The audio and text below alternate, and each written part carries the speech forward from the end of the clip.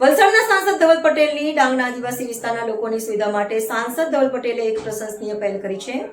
તેમણે સરકારી ગાડી છોડીને સામાન્ય મુસાફરોની જેમ ડુંગરડા વઘઈ નેરોગેજ ટ્રેનના જનરલ કોચમાં પ્રવાસ કર્યો અને જમીનની વાસ્તવિકતા જાણી. ડુંગરડા વઘઈ નેરોગેજ ટ્રેનમાં સાંસદ ધવલ પટેલની જનરલ કોચ મુસાફરી સાથે 110 વર્ષ જૂના પુલનું નિરીક્ષણ. વલસાડના સાંસદ ધવલ પટેલ દ્વારા ડુંગરડાથી વઘઈ સુધી નેરોગેજ ટ્રેનના જનરલ કોચમાં સામાન્ય મુસાફરો સાથે મુસાફરી કરી વિસ્તારની રેલવે સુવિધાઓનું નિરીક્ષણ કરવામાં આવ્યું હતું. મુસાફરી દરમિયાન તેમણે સામાન્ય મુસાફરો અને આદિવાસી વિસ્તારના લોકો સાથે સીધો સંવાદ કરી તેમની સમસ્યાઓ, સૂચનો અને જરૂરિયાતો અંગે માહિતી મેળવી હતી. આ મુલાકાત દરમિયાન ડુંગરડા ખાતે આવેલા આશરે 110 વર્ષ જૂના રેલવે પુલનું નિરીક્ષણ કરવામાં આવ્યું હતું અને પુલની હાલની સ્થિતિ અંગે માહિતી મેળવવામાં આવી હતી. સાંસદશ્રીએ પુલની જરૂરી મરામત તાત્કાલિક ધોરણે હાથ ધરવામાં આવે તે માટે રેલવે મંત્રી સમક્ષ રજૂઆત કરવાની ખાતરી આપી હતી.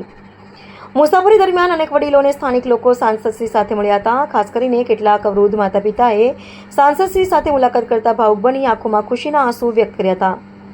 ટ્રેનમાં હાજર મુસાફરોમાં પણ ઉત્સાહ અને આનંદનું વાતાવરણ જોવા મળ્યું હતું. લોકો ખુશીથી ઝૂમી ઉઠ્યા હતા અને અનેક વડીલોએ સાંસદશ્રીને આશીર્વાદ આપી તેમના કાર્યની પ્રશંસા કરી હતી. સાથે જ તેમણે આદિવાસી વિસ્તારના લોકો સાથે મુલાકાત કરી રેલવે સુવિધાઓમાં વધારો, મુસાફરોની સુરક્ષા અને પરિવહન વ્યવસ્થાને વધુ સુદૃઢ બનાવવા અંગે ચર્ચા કરી હતી. આ પ્રવાસ દરમિયાન ડાંગ જિલ્લા સંગઠન પ્રમુખ કિશોર ગામિત, ડાંગ જિલ્લા પંચાયત પ્રમુખ, સોશિયલ મીડિયા કન્વીનર શ્યામ એસ માલા, યુવા પ્રમુખ આઝાદસિંહ વાઘેલા સહિત અનેક કાર્યકરો અને સ્થાનિક આદિવાસી સમાજના લોકો ઉપસ્થિત રહ્યા હતા. લોકોની સુવિધા, સલામતી અને વિસ્તારના સર્વાંગી વિકાસને ધ્યાનમાં રાખી રેલવે માળખાકીય સુવિધાઓને વધુ મજબૂત બનાવવાની જરૂરિયાત અંગે પણ ચર્ચા કરવામાં આવી હતી. આ મુલાકાત દ્વારા ડાંગ જિલ્લાના લોકોની લાગણીઓ, માંગણીઓ અને પ્રશ્નોને નજીકથી જાણી યોગ્ય સ્તરે પહોંચાડવાનો મહત્વપૂર્ણ પ્રયાસ કરવામાં આવ્યો હતો.